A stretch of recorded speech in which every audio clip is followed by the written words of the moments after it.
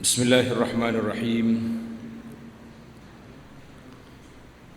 الحمد لله الذي نور القلوب بالقرآن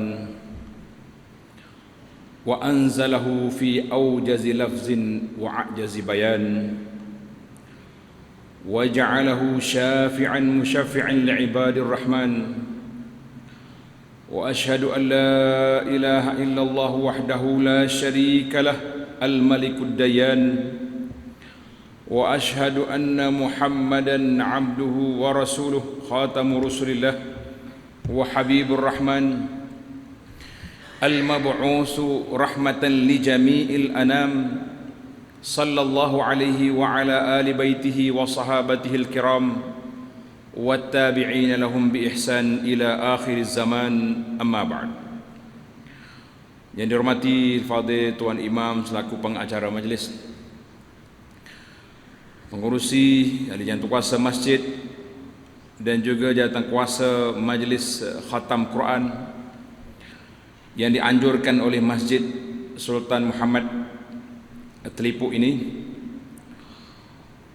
muslimin dan muslimat para jemaah sekalian, Assalamualaikum warahmatullahi wabarakatuh.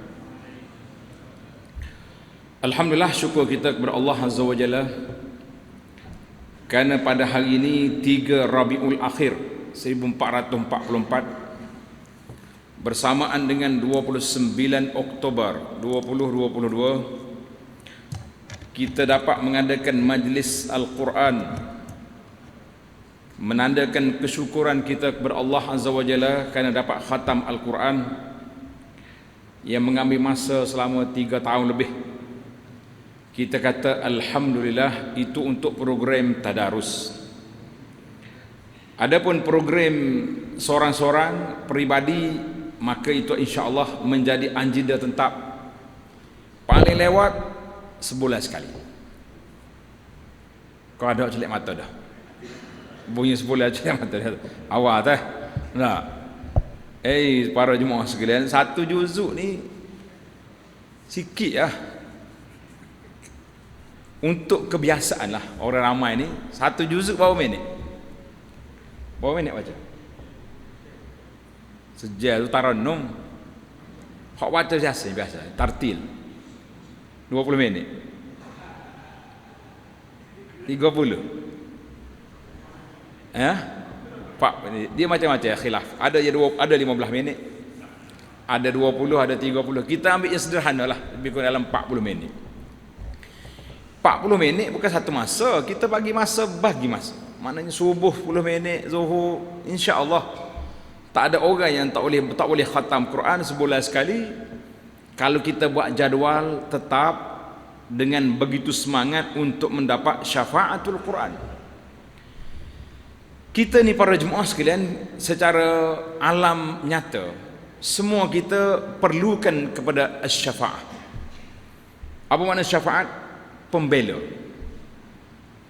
Kalau atas dunia ni kita ada peguam kita kuat, ujah dia mantap, orang ni selamat. Di akhirat, di antara peguam yang begitu mantap yang telah disebut oleh Nabi sallallahu alaihi wasallam, iaitulah Al-Quranul Karim. Maka kata di para ulama, asy-syafa'atu la tunalu bil amani. Syafaat yang kita nak, syafaat Al-Quran itu tidak tercapai dengan hanya angan-angan. Kita duk berangannya Quran akan tolong kita, Quran akan bantu kita, Rasulullah sallallahu alaihi wasallam akan syafaat kepada kita. Kata dia, tidak dapat pertolongan itu dengan semata-mata al-amani, dengan semata-mata harapan ataupun cita-cita angan-angan. Wa innama bil istijabati wattiba'i sayyidil anam. Tetapi kita akan dapat syafaat dengan cara kita mengikut apa yang diajar oleh Nabi sallallahu alaihi wasallam dan juga mengikut apa yang telah digariskan oleh Rasulullah sallallahu alaihi wasallam. Maka para jemaah sekalian, di antara, saya tak nak buka pintu perbincangan yang luas kerana tajuk kita fokus kepada syafaat Al-Quran. Maknanya Al-Quran dihayati pada zikir kita hidup dan syafaatnya menanti, ataupun kita menanti syafaat Al-Quran apabila kita berada pada hari kiamat nanti biiznillahi azza wa jalla. Para jemaah sekalian, ada hadis-hadis yang menyebut tentang Al-Quran akan beri syafaat kepada kita.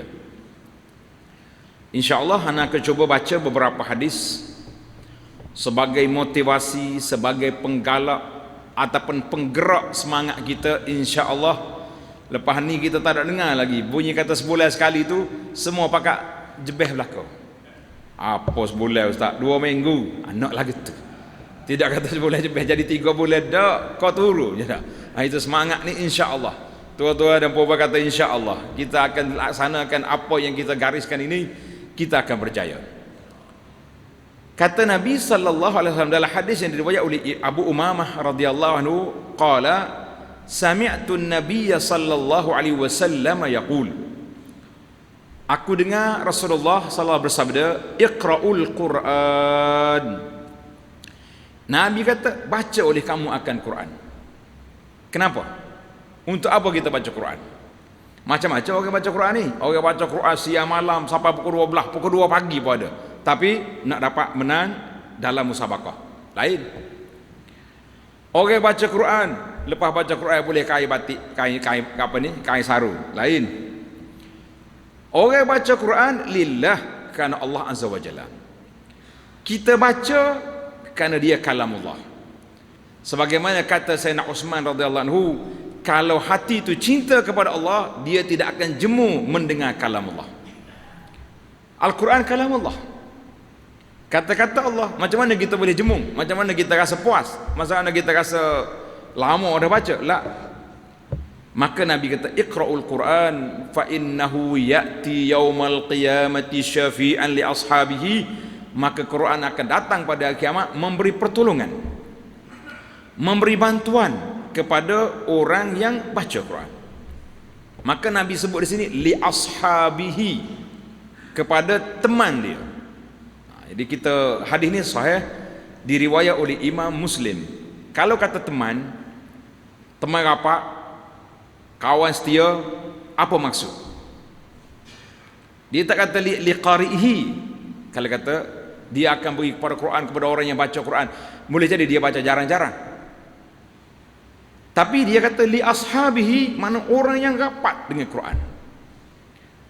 Seorang ulama hadis nama dia Mulla Ali Al-Qari rahimahullah, dia kata ightanimu qira'atahu, sentiasalah kamu ambil peluang untuk baca Quran, wadawamu ala tilawati, berterusan baca Quran sentiasa.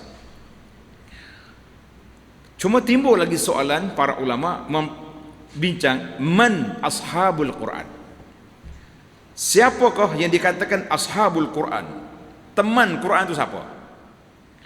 Kita berdoa kepada Allah SWT, mudah-mudahan kita termasuk di kalangan sahibul Quran, orang yang rapat dengan Quran. Amin ya rabbal alamin.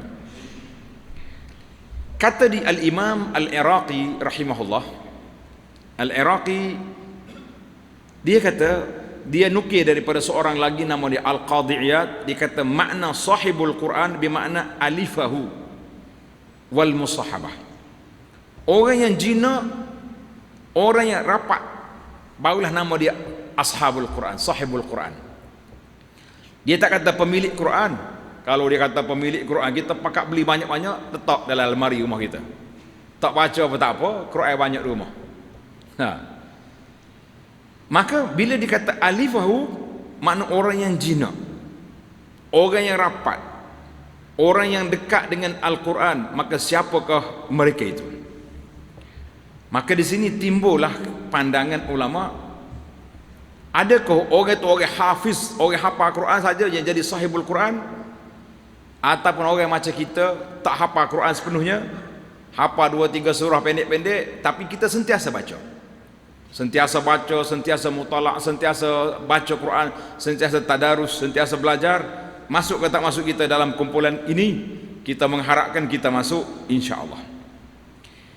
Maka kata di Iraqi, kata sebut tadi az-zahir, pendapat yang zahirnya, secara zahirnya bila sebut sahibul Quran, sudah semestinya hafizu, orang yang hafal Quran.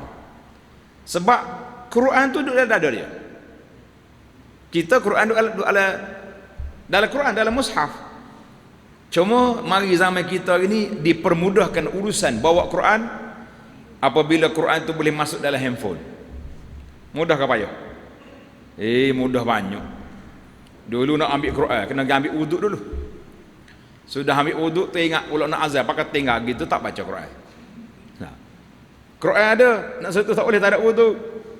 Hari ini para jemaah sekalian tak ada orang boleh kata saya tak boleh baca Quran sebab tak ada wuduk, sebab Al-Quran ada dalam handphone kita. Boleh ke kita pergi Quran, pergi handphone? Boleh ke tidak? Nah, menarik juga perbahasan ni. Mula-mula awal-awal keluar handphone ni, Quran dalam handphone. Ramai banyak soalan bagi ustaz, macam mana kita nak pergi handphone ni ada Quran. Ustaz tu pun cerdik juga, dia tak bawa hadis, tak bawa apa ni hujah-hujah ulama. Dia jawab soalan sambil-sambil senyum. Dia kata tuan sendiri tu ngapa Quran berapa juzuk? Kita ni. Dia kata ada Fatihah hingga Al-Qul wallah hingga Wadduha apa hingga. Patut boleh tak kita setuh tuan? Sebab Tuhan tu ada Quran dalam tubuh ni. Dia pun duk mikir juga, yalah juga ni. Sebab handphone kita ni kalau kita belah dia ada tak Quran dalam tu? Kita ambil handphone kita belah cari Quran jumpa. Tak jumpa, dia ada bayang Qurannya. Sama juga dalam diri kita ni ada Quran, tetapi tidak bermakna kita tak boleh masuk tandas sebab Quran dalam diri. Itu lain. Jadi sahibul Quran ni dia panggil hafizuhu, orang yang hafal Quran. Sebab itu dalam Sahih Muslim Nabi kata wa idza lam yaqum bihi nasiyahu. Mana sahibul Quran ni kalau dia tak diri, tak solat dengan Quran, dia akan lupa. Sebab tu kita tengok oleh ashabul Quran, mereka ini khususnya pada bulan Ramadan, dia murajaah Quran dengan cara dia baca Quran. Ana tak apa nampak di tempat kita kalau tuan-tuan pergi umrah Ramadan di Masjid Nabi. Masjid Nabi Madinah, Masjid Mekah, cuba melawat pergi jalan lepas solat tarawih. Pelajar-pelajar ni sore dua orang, dia akan solat yang sore baca Quran, imam yang sore duduk tengok. Ataupun dua-dua tu hafal belaka, dia sama murajaah. Makna dia akan murajaah dalam solat. Itu yang paling kuat sekali kita punya kekuatan untuk murajaatul Quran. Baik. Tapi namun kata juga para ulama juga mengatakan bahawa maksud sahibul Quran, maknanya pendapat yang paling darjat yang paling tinggi orang hafal Quran. Sebab orang hafal Quran ni masya-Allah, kita duk perhati tengok Al-Hafiz sungguhlah, bukan Al-Hafiz nama aja. Ni ramai ni kalau tulis belakang nama dia Al-Hafiz, kalau kita suruh jadi tu email dia oleh ayat tu lah ya. Pada itulah hari ni sistem tahfiz tempat kita, minta maaf lah, saya pun ada tahfiz, anak kita belajar tahfiz, tapi kebanyakannya Al-Habis bukan Al-Hafiz. Hok 4-500 tu duduk di balai Islam setiap tahun dia panggil graduasi tahfiz. Hok tu kebanyakannya Al-Habis. Al-Hafiz teh baca Quran ingat, itu baru jadi Al-Hafiz. Tak apalah, sekurang-kurangnya dia lalu dalam hidup dia itu telah pernah menghafal Al-Quran dalam hidup. Mudah-mudahan dia akan murajaah, dia akan ikat balik insya-Allah. Maka kata di para ulama, wa sahibul Quran huwal hafiz, orang hafal Quran itu nombor satu, dan juga orang yang mushtaghilun bihi, orang yang sentiasa baca Quran, melazimi hidup dia bersama dengan Quran dan dia beramal dengan Quran, maka orang ini termasuk di kalangan siapa? Di kalangan orang yang masuk dalam sahibul Quran biiznillahi azza wa jalla.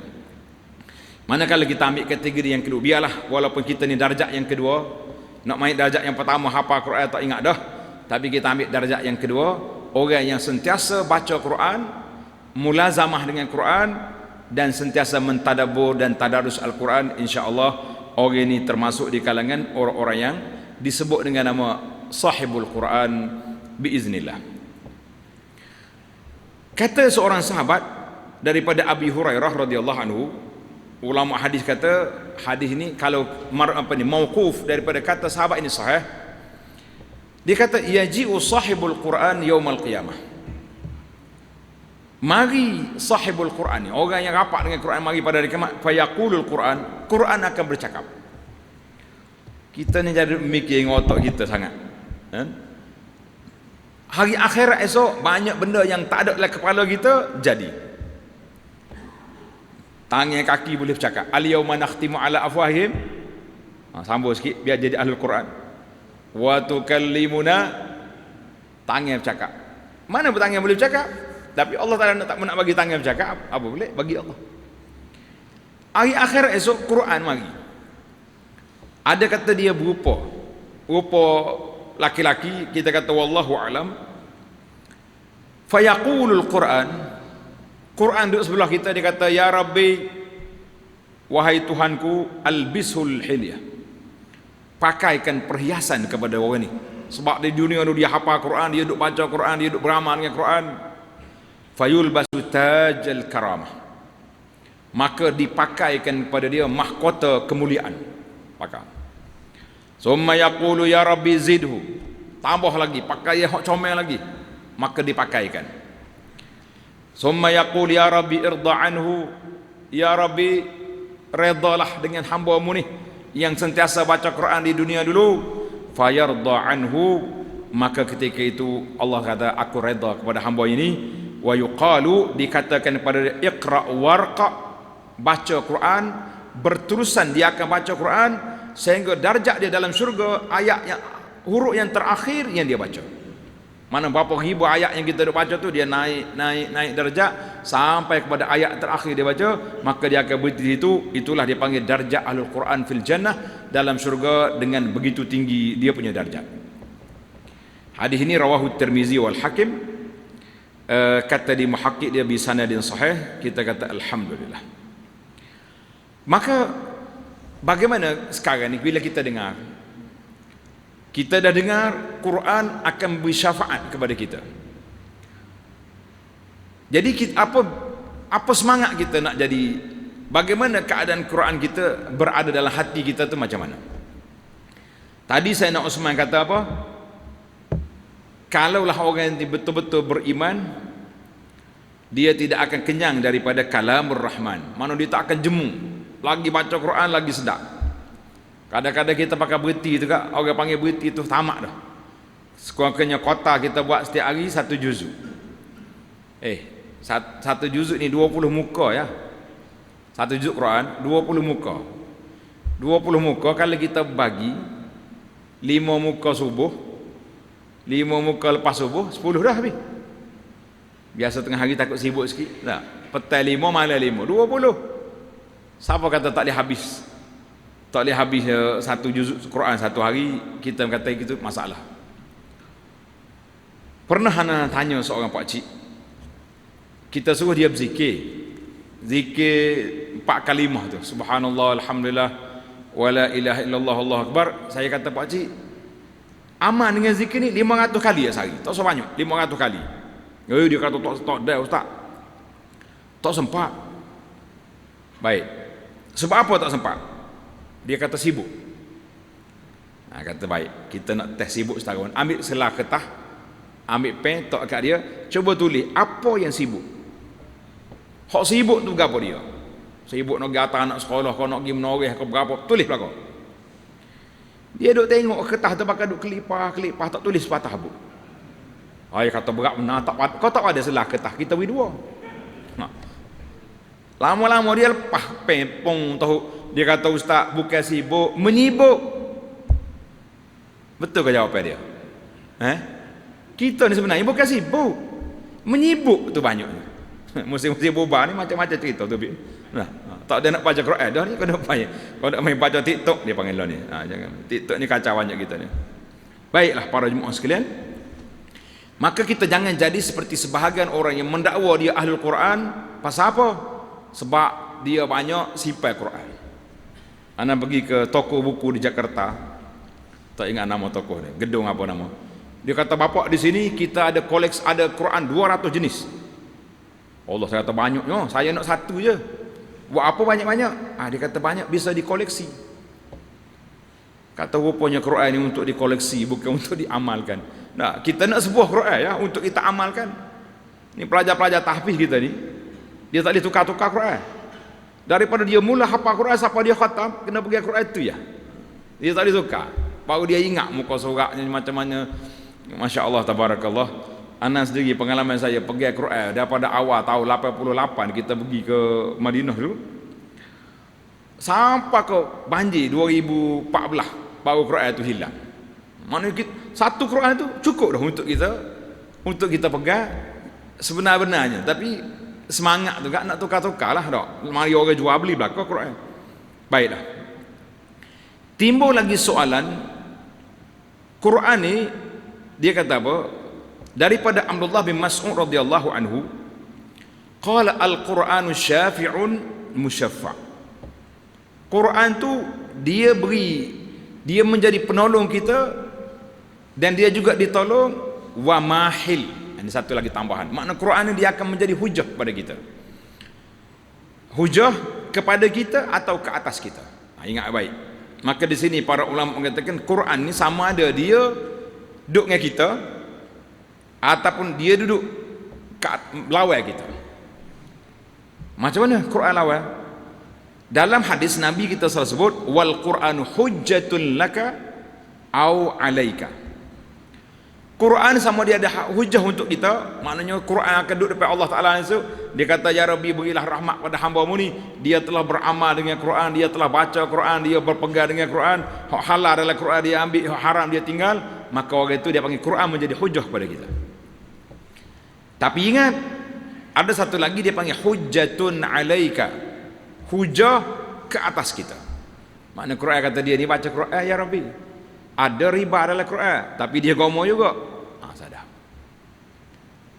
Ada benda-benda haram dalam Quran tapi dia ambil juga rasuah.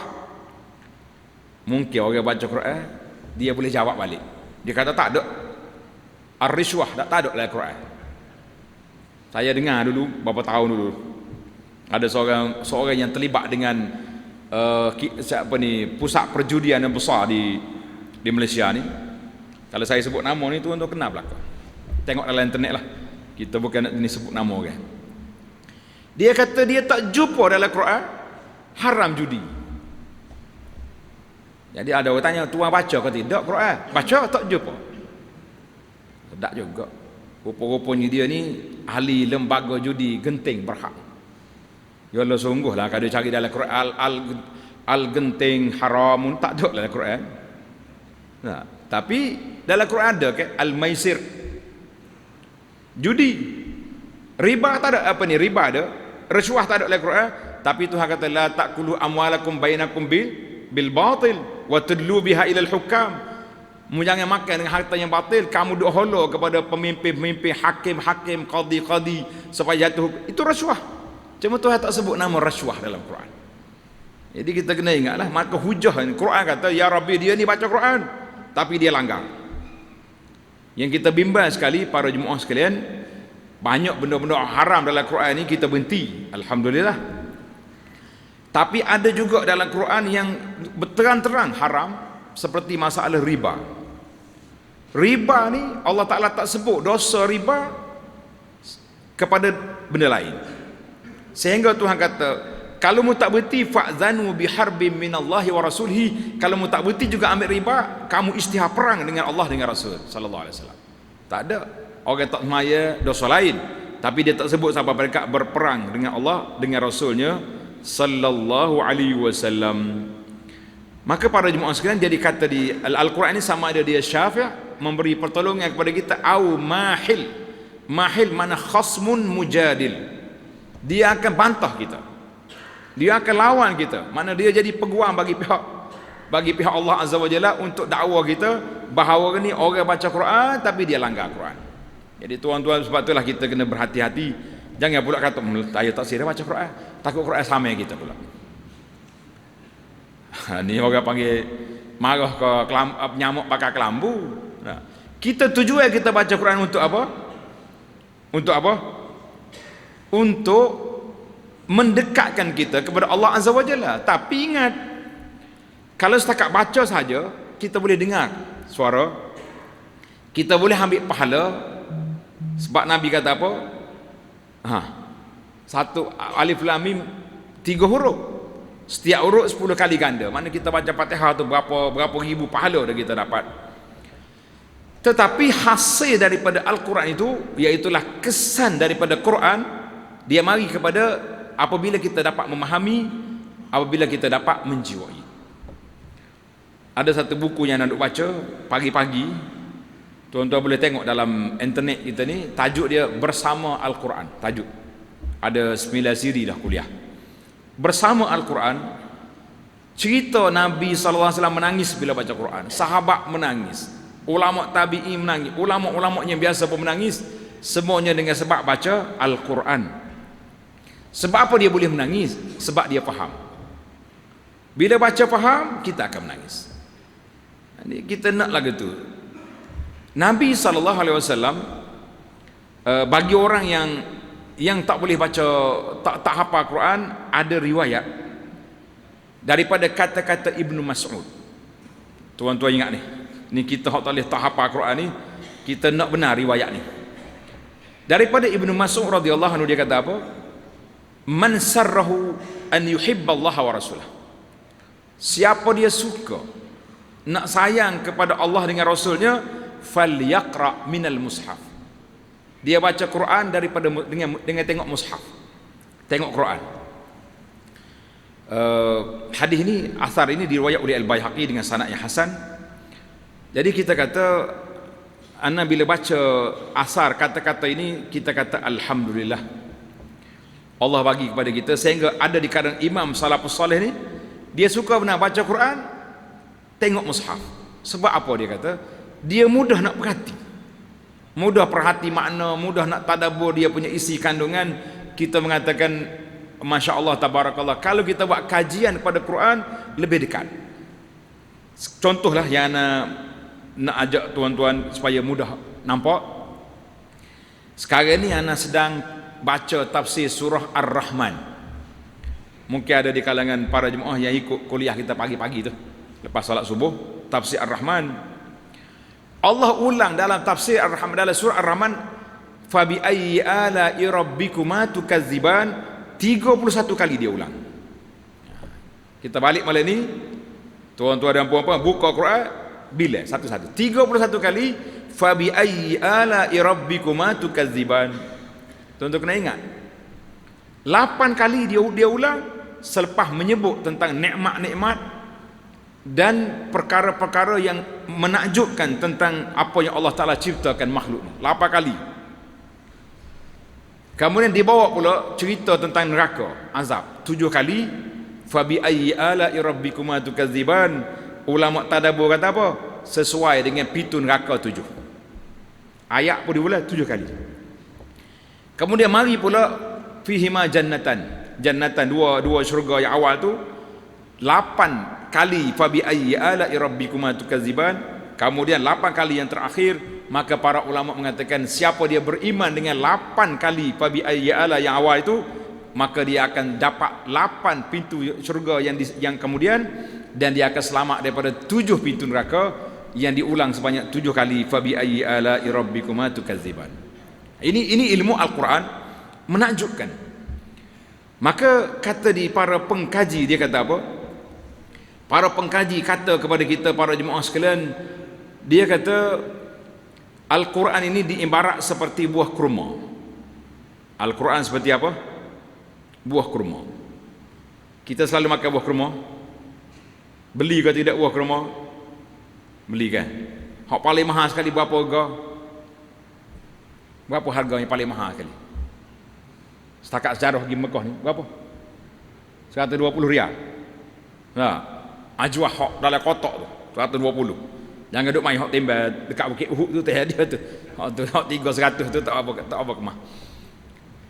Hak 120 ni kalau kita beli letak dalam beg, buka beg, wangi ke tak wangi bang? Kau tak bang kau satu. Macam lama tak pergi Mekah je. Sekat PKP ni kali jadi gini ni. Nah. Bang ke tak bang? Tak bang. Bila kita rasa sedap ajwah ni, bila kita bismillah makan baru sedap. Itulah yang dibandingkan dengan Al-Quran. Bandingan Al-Quran ni para jemaah sekalian, kata di para ulama tadabbur kata, bandingan Al-Quran itu seperti buah kurma. Bila kita makan, bila kita kunyah, baru kita terasa kemanisan dia. Betul ke tidak? Oh sedap kurma ni. Nah, pertama-tama sekali kalau kita pergi terus bahagi nak pergi beli buah kurma kan, hok tu arak we free tu, hok tu sedap belaka tu. Masa nak bayar milih juga. Berapa sekilo ni? 100. Oh, terar 3 biji, lepas tu dia beli 50 ya. Tak apalah. Sekurang-kurangnya boleh terar dulu tak? Maknanya kurma ni dia tidak akan terasa manis kecuali bila kita kunyah. Wa hakadzal Quran. Demikianlah Al-Quran ini, kita tidak akan terasa manis, kita tidak akan terasa dia punya nikmat, tidak akan terasa dia punya kelazatan kecuali setelah kita kunyah dia, barulah tuan-tuan dan puan-puan kita akan terasa betapa beratnya, betapa indahnya Al-Quran. Makin lama kita belajar, makin kita seronok. Jadi insya-Allah, maka dengan ini kita kempen kepada para jemaah sekalian supaya jangan takut menghadiri majlis Al-Quran. Setengah orang ni tak, dia takut. Dia kata, tak boleh ngaji Quran Ustaz. Hak tak boleh ngaji Quran itu kita baca Quran, apa tu kita tafsir dengan otak kita. Itu tak boleh. Man fassara al-Quran bi ra'yihi. Ulama kata siapa dia tafsir Quran dengan otak dia, maka dia akan jadi sesat. Itu betul. Tapi yang kita nak belajar ni para jemaah sekalian, yang kita nak belajar ni dengan ulama-ulama tafsir yang muktabar yang daripada kita ni, terjemah yang apa kita baca pimpinnya Ar-Rahman, kemudian dihurai dengan tafsir-tafsir yang muktabar, maka kita mengatakan kenapa pula kita takut? Yang takut tu kalau orang tafsir ikut barulah kita takut. Betul. Ada orang tafsir dengan nafsu dia. Nah, baru ni kita tengok video, saya tak sebut nama negara, jiran kita ni. Dia menikah 9 orang. 9 orang bini. Jangan tanyalah masalah dia kuat tak kuat tu cerita lain. Bila orang tanya kenapa bapa kahwin 9, dia kata Quran. Hujah Quran. Mana dia baca? Dia baca Al-Quran, fankihu ma tawalakum minan nisa'i mathna. Mengkahwinlah orang perempuan itu apa yang kamu suka 2. Wa sulasa 3, capu. 2 capu 3 5. Wa ruba 4. 2 3 4 9. Ini orang sesat. Jenis bahasa jenis tafsir Quran dengan otak sendiri, ini sesat. Tapi kalau kita tafsir Quran mengikut ulama yang muktabar, insya-Allah Al-Quran itulah yang akan beri kita kepada kita. Makin kita kaji, makin dekat kita dengan Allah Azza wa Jalla. Sebab apa? Sebab Al-Quran itu kalamullah. Apabila kita memahami kalamullah, maka ketika itulah baru kita rasa betapa dekat indahnya kita dengan Allah Azza wa Jalla. Semua ayat yang kita baca, kita tahu Allah khitab pada kita. Maka para ulama mengatakan siapa nak dengar Allah bercakap dengan dia, baca Quran. Siapa nak dengar Nabi bercakap dengan kita, baca apa? Baca hadis.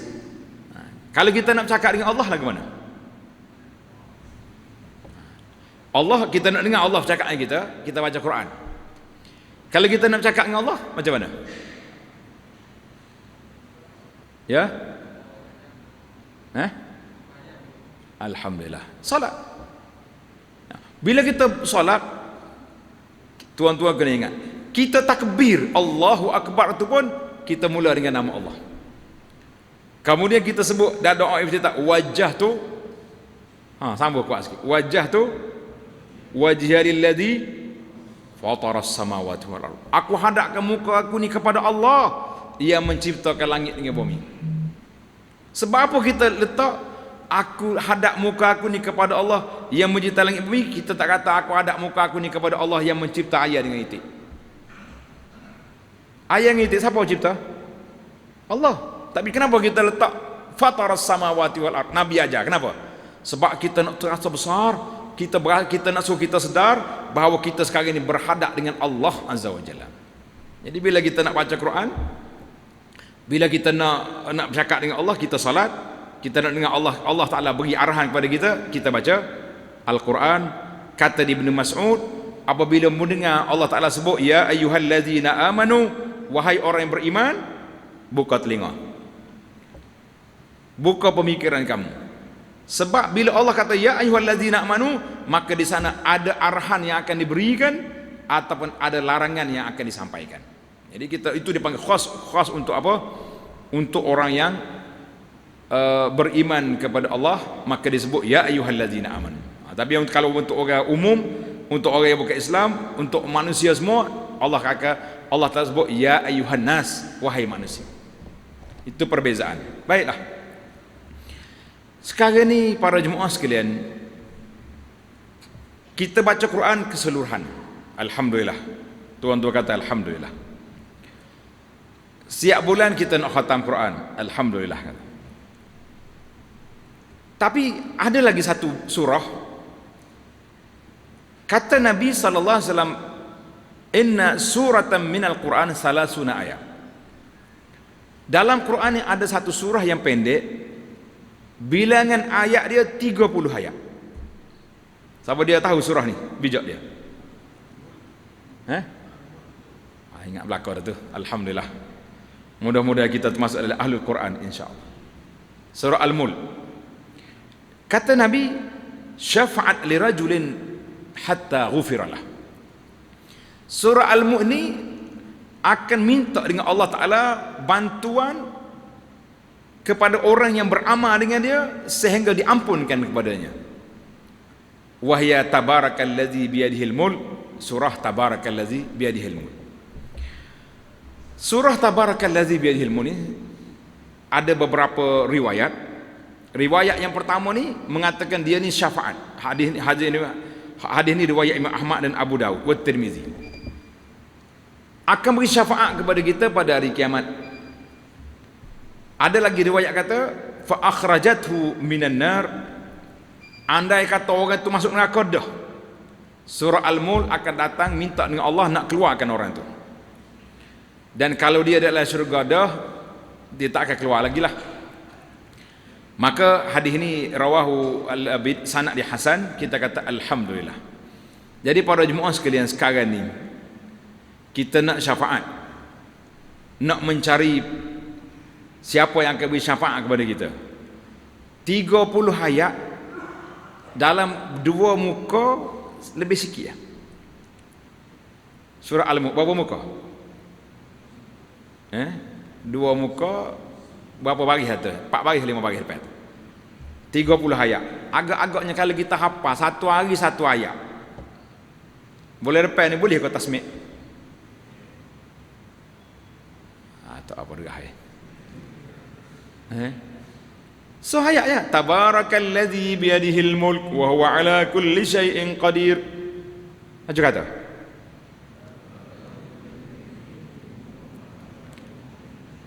Lepas dah hari ni sah. Tinggal 29 ayat lagi. Boleh ni insya-Allah. Kata insya-Allah belaka. Nah, siapa dia ingat molek mari kita tasmih. Tasmih kata email lah. Moga dia ketua sini lah. Mana kalau kita kena semangat sebab apa? Hari ni kita tengok sebahagian daripada masjid lepas sembahyang Isya terus dia baca surah Al-Mulk. Kita kata bagus baca surah Al-Mulk tu. Sebab apa? Sebab dia kata surah Al-Mani'ah. Satu lagi surah Al-Mulk. Al-Mulk ni di akhirat esok dia jadi pemberi syafaat, dan bila masuk dalam kubur dia juga menjadi mani'ah, penghalang daripada azab kubur. Cuma cara kita ni jangan langgar SOP. Boleh kau bincang SOP sikit? Boleh? Selepas solat Isya kita ada zikir. Zikir apa? Zikir lepas solat. Apa habis zikir tu dulu? Sudah semua zikir, kalau nak baca Al-Mulk dipersilakan. Dia banyak tempat dah masjid anak pergi untuk email langgar SOP. Dia astagfirullah baca Al-Fatihah, lepas tu ambil bagi surah Al-Mulk pakai baca zikir lepas solat hilang. Kita kata tak. Sebab setiap waktu, setiap masa ada zikir dia, ada bacaan dia. Surah Al-Mulk ni kalau kita nak ambil surah Al-Mani'ah min azabil qabri, Nabi kita baca bila? Nabi kita baca dekat nak tidur, baru dia baca. Tapi tak apalah. Kalau kita balik dekat nak tidur nanti terlupa terus. Nah, apakah tak baca? Boleh je kita baca. Tapi ingat, tamatkan dulu zikir lepas Isya, lepas solat Isya barulah kita mula baca Al-Mulk. Itulah yang terbaik, yang sepatutnya supaya kita tidak ambil kawasan orang. Kalau nak jaga Al-Mulk, sampai zikir lepas Isya tidak ada. Sedangkan Al-Mulk tu dia baca sampai bila? Sampai kepada waktu kita nak tidur. Sebab ada dalam hadis Nabi sallallahu alaihi wasallam, Rasulullah sallallahu alaihi wasallam rawahu Jabir, kana la yanam, Nabi kita tidak tidur hatta yaqra alif lam mim tanzil as-sajadah. Ni kita tak buat lagi ni. Dah main pagi jemaah ni. Kata Jabir, Nabi selalu tak tidur malam, dia baca surah As-Sajdah, wa tabarakallazi biyadihil mulk. Ada dua surah dia baca. Oh, dia kata, Ustaz, Al-Mulk ni betul kak lagi nak tambah dah. Kita kata sekurang-kurangnya ana maklumkan kepada para jemaah nilai tambah. Yang dah orang panggil istiqamah dengan Al-Mulk, teruskan. Tapi boleh tak kita tambah satu lagi surah? Surah apa? Surah Sajadah. Tapi kalau baca tiap malam, Al-Mulk baca tiap malam, Sajadah baca tiap malam, kalau pagi Jumaat tu email tak mari, berasa tak bimbang kita. Tak. Ni memang benar, pagi Jumaat dia itar setengah tu. Itu email nampak punya tak ada hari ni masjid lah ya. Takut orang tolak kita dah. Ni main tiap malam baca ni insya-Allah. Jadi itu di antara riwayat At-Tirmizi. Jadi kata Ibnu Mas'ud kata apa? Tabarakallazi biyadi, siapa dia baca tabarakallazi biyadil mulk pada setiap malam, mana'ahu Allah azza wa jalla biha min azabil qabri. Insyaallah Allah Taala selamatkan daripada azab kubur. Wa kunna fi ahdin nabi sallallahu alaihi wasallam mihal mani'ah. Ibnu Mas'ud kata, kami namakan surah ini pada zaman Nabi surah Al-Mani'ah, maknanya surah yang menghalang kita, menghalang dia tu daripada azab kubur. Jadilah para jemaah sekalian, sebagai kesimpulan kepada apa yang kita belajar ini, beberapa ciri keistimewaan orang baca Quran, lebih-lebih lagi orang hafal Quran. Orang yang banyak hafal Quran, orang yang banyak baca Quran, ada beberapa ciri keistimewaan. Saya ringkaskan. Yang pertama, annahu yuqaddam ala ghairihi fi shalah. Mana orang yang kena baca Quran molek, kalau dia hafal pula, kita utamakan dia untuk jadi imam solat. Jadi imam solat. Setiap tajuk ni ada dalil, tapi kita kata masa kita agak lewat. Nabi kata apa dalam hadis? Ya ummul qaum aqra'uhum li kitabillah. Hendaklah orang yang jadi imam, orang yang paling pandai baca Al-Quran. Orang itu paling pandai. Makanya dia kata orang yang hafal Quran, orang yang pandai baca Quran ni, orang yang duduk depan. Yang kedua, yuqaddam ala fil qabri. Masya-Allah. Kalau dia mati ramai-ramai, kita kata mati serentak, 5 orang ke 10 orang ke, biasanya dalam peperangan ni. Sebagaimana Nabi yajma' bainar rajulaini fi min qatla Uhud. Waktu perang Uhud, oleh kerana sahabat-sahabat ni sakit, penat, hok mati pula 70 orang, nak gali kubur seorang-seorang tak larat. Mereka minta izin dengan Nabi sallallahu alaihi wasallam, gali kubur seorang, 2 orang, 3 orang satu kubur. Maka Nabi kata sallallahu alaihi wasallam, ayyuhum akthar akhdhan bil Quran. Siapa dia hok pandai Quran? Ni, tak depan. Dalam kubur, dah lah atas dunia ni, duduk depan dah jadi tok imam. Dalam kubur pun kita letak dia di depan. Kita kata masya-Allah, maknanya orang yang hafal Quran, yang baca Quran ni duduk depan sekali. Yang ketiga, yuqaddam fil imarah war riasah. Kalau dia ni orang pandai, kita utamakan dia untuk pegang jawatan-jawatan yang besar. Satu kes daripada Amir bin Wasilah, dia jumpa dengan Sayyidina Umar di Asfan. Asfan ni 80 km dengan Mekah. Wa kana Umar yasta'miluhu ala Makkah. Umar lantik dia jadi gubernur Mekah. Faqala man ista'malta? Umar, mu lantik siapa jadi ketua kawasan ni? Kawasan bukan Mekah lagi, kawasan Al-Wadi ni. Dia kata Ibnu Abza. Ibnu Abza, hamba dia tu. Hamba yang dimerdekakan, dia panggil mawali. Umar, mulati hamba jadi pemimpin kami, ketua kami. Umar kata apa? Innahu qari'un li kitabillah. Mu jangan lawan. Dia ni hafal Quran. Masya-Allah tabarakallah. Wa innahu alimun bil faraid. Kalau saya hafal Quran saja tak ada jadi ketua. Dia pandai ilmu tentang hukum hakam, maka aku latih dia. Umar kata apa? Ama inna nabiyakum qad qal.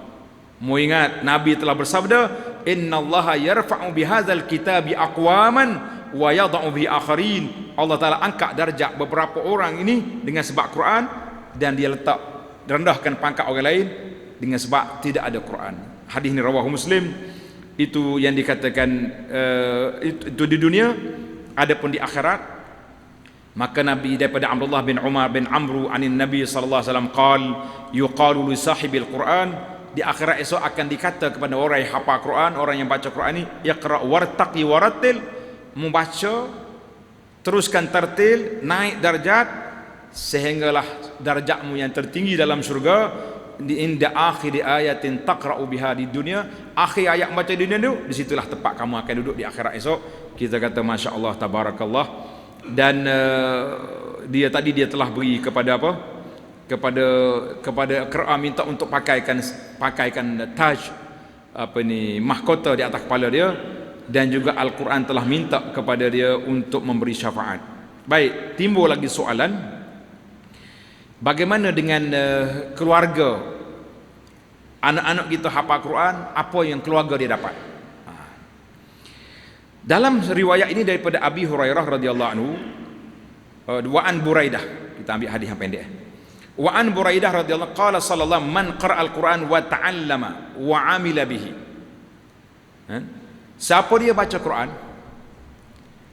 dia belajar Quran, dia beramal dengan Quran, ulbisa walidahu yaumal qiyamati tajan min nur, akan dipakaikan dua ibu bapanya pada hari kiamat nanti mahkota daripada cahaya, yang cahayanya seperti cahaya matahari, dan dipakaikan dua ibu bapanya pakaian-pakaian yang begitu cantik pada hari kiamat nanti. Kita kata mudah-mudahan tuan-tuan dan puan-puan, kalau kita tak ada lagi anak nak hantar ke tahfiz, cari cucu. Biar ada, cucu tak ada dah, cici kita letak dalam kepala kita, insya-Allah mereka ni orang hafizul Quran, hamilul Quran, orang yang hafal Quran, orang yang beramal dengan Quran, orang yang hidup dengan Al-Quran. Mudah-mudahan mereka akan dapat memberi syafaat kepada kita pada hari kiamat nanti. Hadis ini rawahul Hakim wa hassanahu dalam kitab Silsilah As-Sahihah. Kita kata alhamdulillah, itulah kelebihan yang diberi oleh Allah kepada orang-orang yang hafal Quran, orang yang cinta kepada Al-Quran, insya-Allah taala. Baiklah para jemaah sekalian, itulah nasihat kita sempena dengan majlis khatam kita pada hari ini, bahawa Al-Quran itu memberi syafaat, tapi sebagai kemana kata di para sahabat, Al-Quran itu dibaca dengan 3 dimensi. Tulis sikit, Al-Quran dibaca dengan 3 cara. Yang pertama, kita baca dengan mulut, satu. Yang kedua, baca dengan hati. Apa dia baca dengan hati? Kita tadabbur makna Quran. Kemuncak daripada itu, baca dengan anggota. Apa nak baca dengan anggota? Kita beramal dengan apa yang disebut dalam Quran. Benda haram kita tinggalkan, benda yang halal kita ambil, segala akhlak-akhlak yang terpuji yang mulia daripada akhlak Nabi sallallahu alaihi wasallam, daripada akhlak para anbiya. Nah, kalau kita nak belajar ilmu akhlak kita dengan keluarga kita, kita belajar surat Yusuf. Tuan-tuan ingatlah, Nabi Yusuf alaihissalam bila dia berkumpul balik adik-beradik, ayah dia pun sapa dah, mari ke Mesir. Adik-beradik ada depan. Yusuf kata apa? Dia kata alhamdulillahilladzi akhrajani minas sijni wa jaa bikum minal badwi. Segala puji bagi Allah yang telah mengeluarkan aku daripada penjara, dan Allah bawa adik-beradik semua ni mari daripada kampung mari ke sini. Ulama tadabbur kata, cuba memperhati bahasa Yusuf. Kalau Yusuf kata segala puji bagi Allah yang telah mengeluarkan aku daripada telaga, tuan-tuan boleh bayangkan bagaimana muka adik-beradik dia. Merah, beral, pucat habis dah. Yusuf nak ambil tindakan atas kita ni. Muka hok campak Yusuf dalam telaga, adik-beradik dia. Yang masukkan Yusuf dalam penjara siapa? Imratul Aziz. Tak ada kena-mengena adik-beradik. Jadi Yusuf tak buka lagi cerita-cerita lama. Kita kata itu akhlak Al-Quran. Bila kita mari sama-sama kita ini pula dengan masyarakat, akhlak masyarakat, kita kena baca surah Al-Hujurat. La yaskhar qaumun min qaumin. Jangan perli dengan orang lain. Hari ini dalam bab perli memerli, Allah Ta'ala saja yang maha mengetahui. Buka WhatsApp, jumpalah. Buka Facebook, jumpa. Carilah dalam media-media yang ada hari ini, semua sekali kita jumpa belaka dalam khutbah mari masalah skema. Nah, hak menipu di alam maya ni cukup banyak. Kita mengatakan marilah kita belajar dengan akhlak Al-Quran sebagaimana kata di Al-Hasan Al-Basri, Allah Taala turun Al-Quran untuk diamalkan, fattakhazu faj'alu qira'atahu amalan. Jadi orang di akhir zaman ni dia kata baca tu amal. Oh, saya beramal dengan Quran, baca hari-hari, tapi amal dengan Quran tidak. Kita mengatakan tidak para jemaah sekalian. Sebab itulah di antara hadis yang Nabi kita sebut, hadis 3 golongan, 3 orang yang dipanggil di depan Allah Azza wa Jalla, salah seorang daripadanya qari'ul Quran. Nabi kata, Allah tanya dia, kenapa membaca Quran? Awwalu ma yuqda yauman nas. Orang yang pertama yang ditanya oleh Allah Taala dalam perbicaraan itu, rajulun ta'allamal Quran. Dia pandai Quran. Tuhan kata, kenapa baca Quran? Oh, dia kata aku belajar ilmu ni. Tuhan kata kadzab. Bohong. Belajar Quran suara kata suara sedap, pandai berlagu, pandai tu pandai ni, maka dia dicampakkan ke dalam api neraka wal iazubillah. Maka yang paling besar sekali para jemaah sekalian yang kita nak ambil dalam ilmu Quran yang kita belajar ini, iaitulah ikhlaskan amal kita kepada Allah Azza wa Jalla. Mudah-mudahan Allah Ta'ala akan masukkan kita dalam kumpulan ahlul Quran, hum ahlullahi wa khassatuhu yaumal qiyamati ya rabbal alamin. Wa sallallahu ala nabiyyina Muhammad wa ala alihi wa sahbihi ajma'in, walhamdulillahi rabbil alamin. Wassalamu alaikum warahmatullahi wabarakatuh.